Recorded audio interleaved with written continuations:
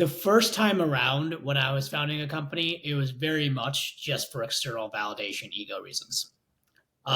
Me even like being crazy enough to start a second company has to do with a lot of the emotional walls that I hit in my first company. And on paper, we looked amazing, right? Like on paper, we had got into Y Combinator, and our main partners that were our advisors were Sam Altman and Jeff Ralston, right? We got onto TechCrunch, and then we raised close to $1 million. And so like it was just all kind of felt like sort of like a dream. And all this stuff is happening, and you're like kind of like the hot girl on the block sort of thing. Right. Like, oh, wow. Okay. This is great. Right. But what was also happening is that with all of that external stuff on the inside of the company was getting hidden. We had metrics and we had users and we were growing, but we honestly were more growing in my mind for external validation rather than like actually building something that people truly, truly cared about. And that's sort of a hard thing that like a lot of people don't necessarily admit, right? Like, are you actually building for like the customer, or are you actually just doing it for the article? And I remember at a certain point after demo day, I came to the living room and I opened my laptop and I was like, I don't know what to do. This is the story of Mihir Deo, a second time founder that literally changed everything for his second company. He was firstly driven by ego, but this time he built a super system that he follows every day to make sure that his ego doesn't get on the way. Stay tuned, continue with the conversation, and let me know what you think in the comments. Welcome back at the Founders Bible. Good morning, Mahir. Well, good evening for you. How's it going? Good, good, good. How are you doing? Very good, very good. Yeah, we were just chatting before the conversation. In every conversation that I have with founders, it seems that we are so far apart. We are like almost like we are 13 hours difference this time. You're in New York, I'm in Japan. I just arrived a few days ago. It's early morning for you. It's almost end of the day for you. So let me immediately break the ice with the first question. Why are you a founder? What's wrong with you? Why did you become a founder? Let's start breaking up a little bit of your story. Yeah, because I'm insane. Because I like pain. That's why I'm a founder. Well, I would say that this is like actually like my second time founding a company. And the first time around when I was founding a company, it was very much just for external validation, ego reasons. I wasn't someone who was like born being like, I want to start my own business. Really, it was just, at the time I had smart friends and they're like, do you want to do this? And it sounded cool. And I was like, yeah, why not?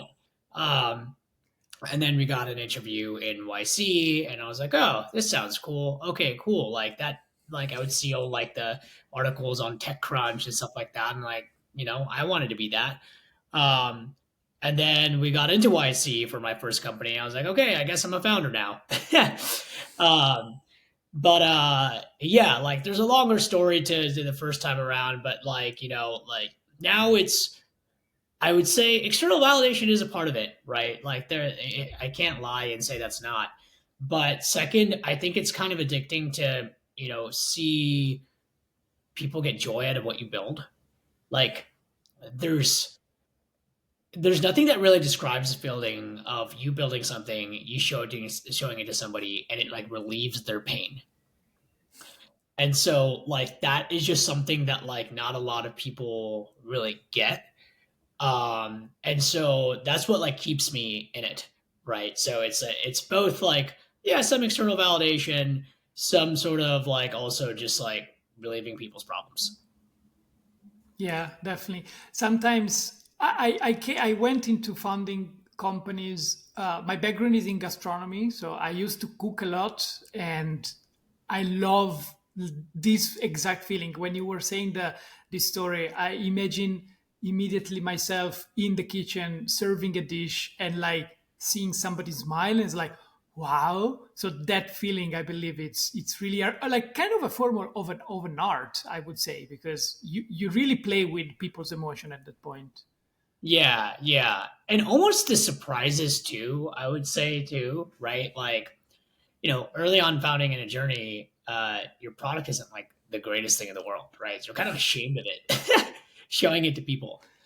And this happened like last week where we were getting like feedback from somebody, and a question I want sometimes hate asking, but I have to ask is like, okay, what is something that you're afraid of telling us that you're not going that you don't want to say out loud?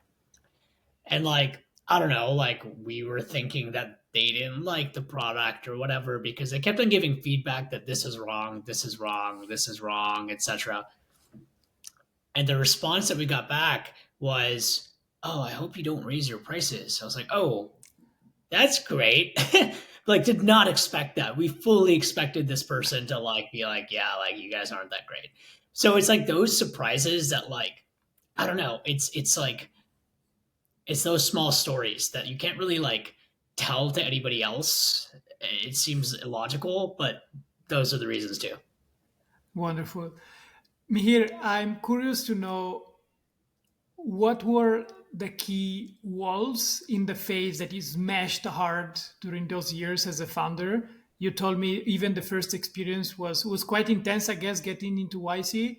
Drive me through a little bit of the emotional journey, and what did you learn from there? Yeah. So the emotional journey, the first time around, you're saying?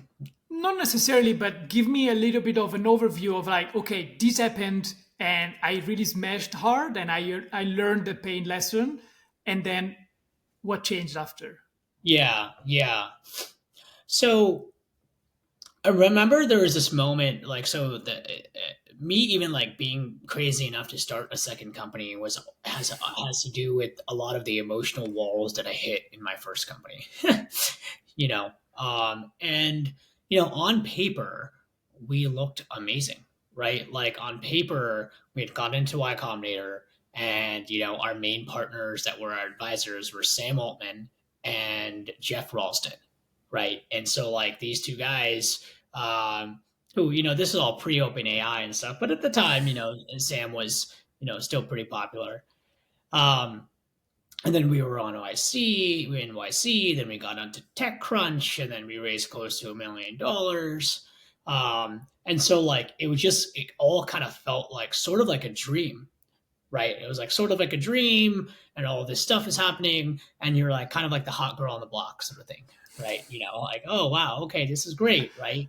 Um, but what was also happening is that with all of that external stuff, what was actually happening on the inside of the company was getting hidden.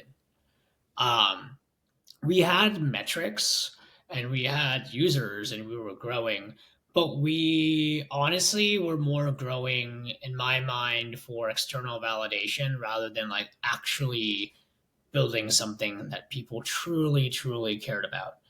And that's sort of a hard thing that like a lot of people don't necessarily admit, right? Like, are you actually building for like the customer, or are you actually just doing it for the article? Um, and candidly, I think we were maybe doing it like 70% for the article, at least for me, 70% for the famous article, 30% for like relieving people's problems, right?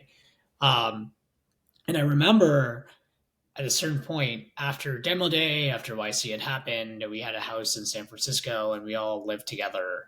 And I came to the living room and I opened my laptop and I was like, I don't know what to do.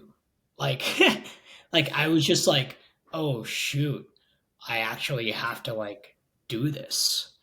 And like, I think that for a lot of people, they don't realize that they actually have to do the thing. You can fake it a lot. And yeah, you want to like there's the whole fake it till you make it sort of like you fake it so like customers think you're more legit than you actually are so you can get them as customers. That's a different thing. That's like kind of like a, you know, customer acquisition strategy. But the fake it till you make it to fake yourself into being a founder, that doesn't necessarily work. And so that was just definitely the wall, right? Where I hit, right? And I was just going through the motions most of the time. I was like working, but then I would get more joy out of it on the weekends, partying with other founders and being a founder that way than actually the work itself. And so And it lasted until it didn't. I burnt out. I, gained like 40, 50 pounds, right? I was like engaging in a lot of excesses, drinking, smoking, etc., you name it, right? And yeah, so going into the second company, it was like, yeah, like I'd lost like 85 pounds and like, no longer drink, no longer do any of those things. And so it was a whole eat, pray, and love journey to get here You now. became an adult. What's up? You became an adult. Yeah, exactly. Yeah. Exactly. Yeah. Wonderful. Yeah. But I'm curious to know a little bit more when you mentioned like going into burnout. I think for founders, this is very hard. And I've been studying a lot of like scientific research, therapy slash psychological papers, and even research about the founders themselves. There is a disproportionate amount, like more than 50%, in some cases over 70% of the founders that go through burnout without noticing. And of course it's like, the example of the frog in the pot, that the temperature raises slowly, and then until you're literally boiled over, you don't even realize what's happening. What was for you a little bit the journey there? Like, did you realize that you were getting there, or was it more like the tension and the stress of being a founder that you just kind of like your mind shut and you didn't want to see anything else? Yeah, that's a great question. And now in hindsight, looking back, I know exactly what went wrong. And Mhm. like also like some of that was happening here at my current company and then realized how to get out of it. One of the pieces of advice that got from Sam Altman was that he said that founder burnout usually like two things happen, right? Either you're just like working really hard into the night, etc., and things are moving, things are breaking, etc., um, and you're tired. And generally speaking, he said that like, yeah, if you take a couple of days off, 1 or 2 days off, like and like focus on your health, you can get back into it, right? That's like that's kind of like exhaustion, not burnout. Mhm. Burnout, according to him, is when you're doing a lot of work, but the needle isn't moving. Like you're spending so much time, but you're not actually seeing the fruits of your results, like the fruits of your labor at all. And so the thing is, most founders don't necessarily realize that they're getting burnt out. Personally, I feel because they're not actually seeing what their labor produces. They're just doing all the work on a hamster wheel and not realizing that doing the same thing over and over again is insanity, right? And so for us or for me, we were just like, okay, I was out selling, I was out doing all this stuff, I was like trying to like sell our product. And the reality was that like I was spending a lot of time doing that, but I wasn't reading the market and seeing whether or not they actually wanted what we had. And so it was just all of this energy just being spent towards pushing a boulder up the hill that like would have never gotten up the hill. Yeah, And yeah, so definitely. like um for example, for this company, right, I knew that, right? I knew I'd burned myself out doing that in the past. We had a product like when we first started that we pushed to some heads of finance. And one weekend, the product went down and no one noticed. Like it was down. I noticed. My co-founder was at like a gaming convention and I was like, it's down. And she's like, okay, like I can't do anything on my phone. And I was stressing out, but then like no one noticed. And then when we came back, we were like, well, no one noticed. And like a previous part of me would have just kept pushing on this product of like keep pushing it, keep pushing up that boulder up the hill, like, because again of ego reasons too, right? Oh, we've told investors that we're going to do this. We've told other people that we're going to do this. But I knew that like that will lead to burnout. And so we switched gears. And so we're not building that anymore. uh, uh, Amazing. and so that was like something that I realized, but like it's hard for founders to realize that. Yeah, this is very interesting example. I think like you it's beautiful because when I interview founders and I go through these stories with you guys, I go back in time and I see myself, okay, oh shoot, I was doing exactly the same back then.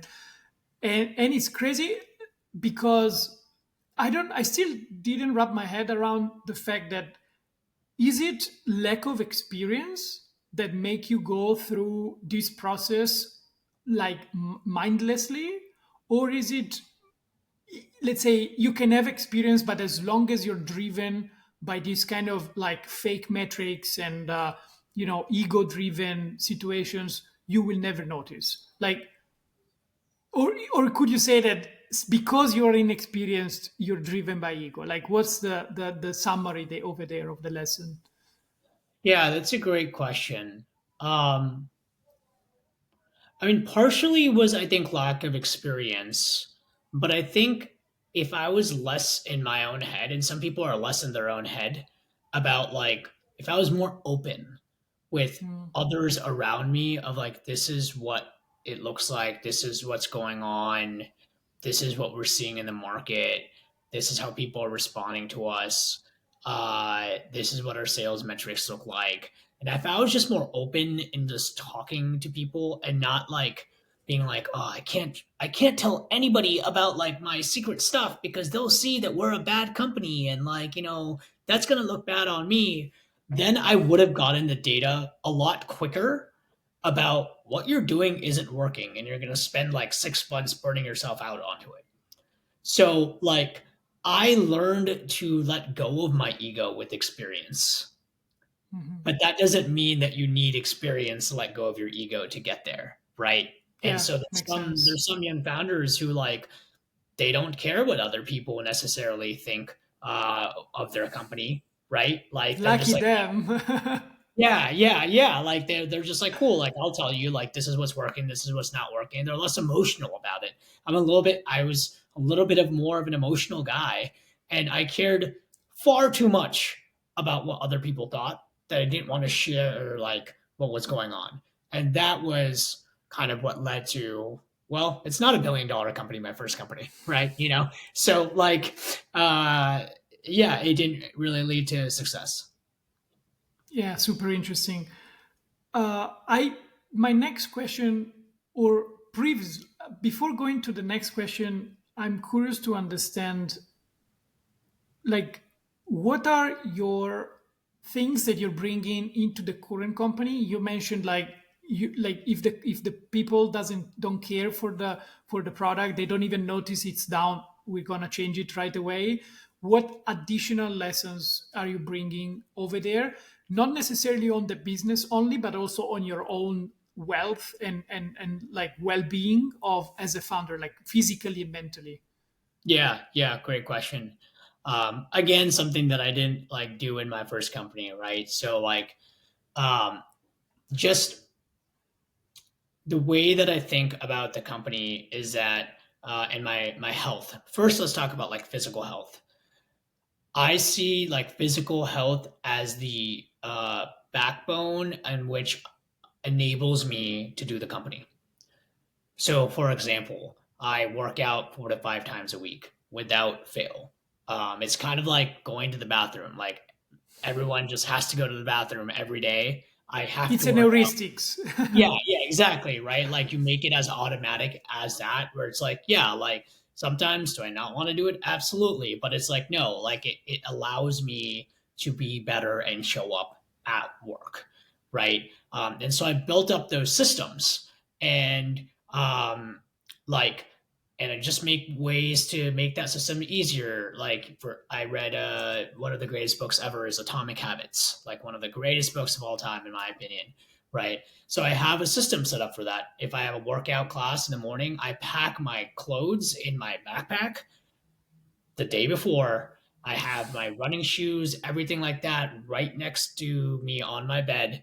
And so there is no excuse for me to not go and work out. It's right there. Right. So yeah, like working out, eating healthy. Yeah, I mean, from my first company to my this one, I've lost 80 pounds. And so it took me a whole uh, different system of eating. I track what I eat every day. right? Not necessarily like track what I eat and like try to like be very obsessive about it. It was like, hey, like stay among a calorie count, right? Maintain your weight, maintain that sort of system. Um, and I see days like in the past when I was doing my first company, I thought that I would just eat ramen and eat like very late at night. And again, I saw everybody else doing it, right? I was like, cool, like this is what I Yeah, it's gotta not do. like they really have a great example next to you, right? Yeah. That's the thing that people don't really understand, right? Where it's sort of like everybody around me was um kind of partying and like eating like shit. And I was like, cool, I'll do that. And I'll be completely honest with you. Not everyone lives the life that I do. There's still founders who go out and work hard and party hard, etc. I'm invited to stuff very late at night, like some like, you know, VC is DJing something, and they're like, yeah, like come to this rave. And I'm like, dude, no, like I'm not, right? Because I'm going to pay for it the next day and the next day and the next. It's just a system that I've set up. Um, so like there's that from a physical perspective and a mental perspective. I have executive coaching, like basically like once a month where I talk to an executive coach. And then I had therapy at least once every 2 months. And then I'm also like into like meditation and chanting. So like there's a lot of things that like I do. Amazing. Like I have like these parts of my life that like exist. Like I go to like spiritual centers and stuff like that. But again, like it all is a system that all works harmoniously. You take one away and the system just doesn't work.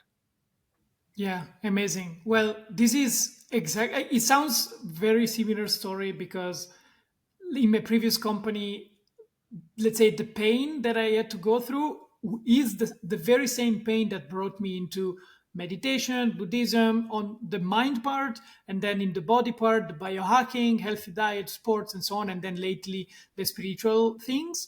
I'm curious to hear now that you mentioned it wasn't really planned. What is it for you, like the spiritual part? If you feel like talking a little bit, I feel in the kind of founders net like environment, it's either you can talk about stoicism because it makes you cool because in Silicon Valley do that, but beside that there is kind of like a little bit of a hidden wall, like nobody really talks about it. In some occasions I interview founders and I discovered, yeah, I woke up every morning at 5 because I'm a Buddhist and I was meditating. I was like, dude, why you never said it publicly? It's like people want to know this stuff because it seems like everybody's just doing party all the night, but it's not true. Like real lifestyle, sustainable lifestyle is not that. Okay, let me make a quick break from the show to explain you why this project came alive. 6 months ago, I started interviewing founders to understand what were the secret sauces for their success. But even more importantly, I was curious to understand how much pain they had to go through in order to achieve their dreams. I've been an entrepreneur myself for the past 10 years, and I know exactly how painful this journey is, but very few people are actually willing to talk about it. And that's exactly what we're doing at the Founders Bible for Resilience. We're finally breaking the toxic hustle culture behind startup life. I'm on a mission to build a new generation of founders. Founders that can leverage ancient wisdom and science for true long term peak performance and longevity. If you want to be part of this movement, then check out wholegrainwisdom.com and join us now. Okay, now back to the show. I would say during my first company, I didn't think about this at all. Like I like, like I wasn't like really thinking about anything. I was just more like self-focused and, like kind of going through it. Um, but for me, I would say, so I was raised culturally Hindu, which means that like, for me, I mean, I didn't really have much of a spiritual background to be honest, right? Like it's just new stories and stuff like that. And so I would say I do believe in a higher power. So I'll start with that, right? Like I've like moved like throughout all the experiences in my life in terms of like relationships, career, etc. It has led me to believe in a higher power because the way that I even got here to even founding a company is a miracle. right? Like It I wouldn't make sense otherwise. Yeah, it wouldn't make sense. Like, there are times in my life where I probably should have died, like honestly speaking, right? Like I was partying that hard, and so, by the grace of higher power, I got here, right? And so, um, as far as it works with spirituality for me, it's still a work in progress in the sense of like right now, right? Like uh I am a member of this thing called SGI, which is the Sakagakai Institute, right? Which like talks about chanting, and I'm not going to be like a sponsor of like the organization. I don't want to speak that way, but like that's a member. I'll just say I'm a member of it. Um, but it's also been an exploration phase, right? I've studied Vedanta, which is like basically Buddhism with God, right? Like Hindu monks talking about how to reach God through spirituality, right? And I've gone through this exploration because I want to get out of self. Like that's the one thing that I think that like try to focus on every day. I try not to be like me all the time, right? Whereas like sometimes as a founder, it's like very much me, right? Um, that has added a different element to my life that I think is important to talk about because it has given me something to look forward to that's not just a business. I'm defined like if this company fails, for example, which I hope it doesn't, but I have like there's other things to life. And I'm still searching spiritually, but like it's just we all are. Like I like go to churches, I've been to mosques, I respect really every religion because everybody has someone to like. Every religion has something that you can learn from, and you just have to figure out what works for you. But yeah, it is a big part of my mornings and evenings as well. That yeah, I don't really talk about it that much, but like it fits into the entire system. That's so amazing. I'm curious just to know, how did you see the change in the business itself, like in the way you operate with people, within yourself, within the frameworks of that? And also, have you had to like justify this part of you into the business, like, oh, I'm sorry, I don't know, like I cannot do the call at 6 a.m because I need to do my own meditation, don't break my balls? Like, what's the experience for you here?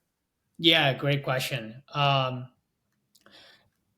It plays a huge role into how I operate in the business. So, for example, every morning I wake up, and um, honestly, I will say that I don't get to meditation every day. So I'll say that, right? I wish I could say I meditate every day. I would say I meditate most days, and like progress, not perfection, as they say, Which is right? still better than no day, so Yeah, it's good. exactly. Yeah, yeah. Um, but like oftentimes when I wake up in the morning, I don't my brain like doesn't always wake up in the most positive mindset. Like I may wake up and I'm not happy. I'm like, oh God, this happened, etc., etc., etc. Right. Um, and the meditation is a work to try to get me to a place of confidence, right? My chanting, my meditation. So I'll walk you through what happened this morning, right? This morning I woke up and I was like, oh man, like this customer of ours asked for this, and then like she expected this to be in her inbox but it wasn't there, so she kind of complained, right? She was like, hey, I expected this to be here, why wasn't it here? And I woke up thinking about that. And then sometimes I write gratitude lists.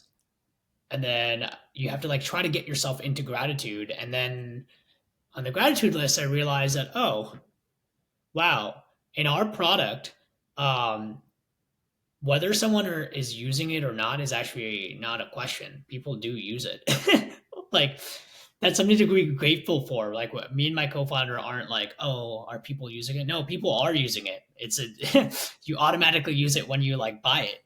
And so that got me into gratitude of like not being angry about the situation and being like, oh yeah, like I'm more fortunate than most. So that plays a role in terms of reframing everything that I go through. And the second thing that you asked about was um, those times I put blocks on my calendar. And like I have like worked it out with my co-founder that there are times that like I can't respond because I see it as it's a need for me to operate the business. If I don't go to my meditation meetings, if I don't go to those things, then I will be a worse person to work with. So like, Yeah. that's that's the trade-off. Yeah, yeah, sure. I feel like for me as well, it happened especially at the beginning when you're like working hard to introduce the new habit. You really need to justify the why you're doing it, and up until you don't really feel that became an integral part of who you are in order to be at that level every single day, then you don't probably yet have the strong confidence to say no, I need to do this. Like, would you question if I had to pee because otherwise I pee in my pants? Or would you question if I need to eat, otherwise I die? Like, this is the same importance. And it should be taken absolutely with the very same level of care, at least. Like, in the same way that you go work out every day, you want to meditate every day, then you just find the time for it. Absolutely. Look, just to finish up, Mihir, we are up until the more or less 30 minutes of the call. I always ask this question to the founders to wrap it up. And I start with a little bit of a comparison or a metaphor, if we would say, of the way I think the founders are. And especially after all of these years as a founder and the late research that I'm doing, I really realized that we founders are like high professional athletes, but we have a very, very big difference between them. That any professional athlete that want to work and win the Olympics, they will get a team for their support. There is no one ever in the world that ever won anything really like high stake without a team of mental coaches, trainers, masseurs, physiotherapists, whatever, right? So we funders think that we can do it alone. And it's the same level of difficulty of constant challenge and overtime. Do we just get burnout for this because we don't really have anyone to support us? Because we focus on building the team for the company while we don't really focus on building the team for ourselves. So I'm curious, who is your team? You mentioned a little bit what you're already doing right now. And if you could have like unlimited budget or unlimited potential, you have 5 seats for your personal board, who would you put in? It doesn't necessarily need to be a who, it can also be a what. Yeah, yeah, great question. Yeah, I'm kind of lucky in the sense that like I had a system set up even before like, starting a company, right? And again, it was due to a lot of pain in the past. To like yeah, like, in my, spiritual communities, I have like mentors that I like talk to, right? About personal life stuff. I have obviously my executive coach, I've had multiple and like still kept them for years, right? I also didn't mention this. I have a weight loss coach slash nutritionist. I've been working with them for the past 4 years. And again, like for losing weight, I didn't do it myself. I fired myself as CEO of my body. And I was like, somebody else take over because I clearly don't know how to do this myself. And that's what I did, right? And I still do it. Like I text him literally every day about what I ate the day before, right? And so we manage it together, right? So I have, mentors spiritually. I have a therapist. I have, a weight loss nutritionist coach, and I would say that I also have like friends and family as well. And like the thing is, yeah, like they take a brunt of it too, right? Like, and I think having a good family and a community that actually supports you in what you do is hugely important. because it takes a village. It literally does take a village, right? Like my parents, I'm very lucky, and I would say that like I didn't have to pay for college, right? And so like I'm more lucky than most, right? The systems were set up for me, and I have very loving and caring parents.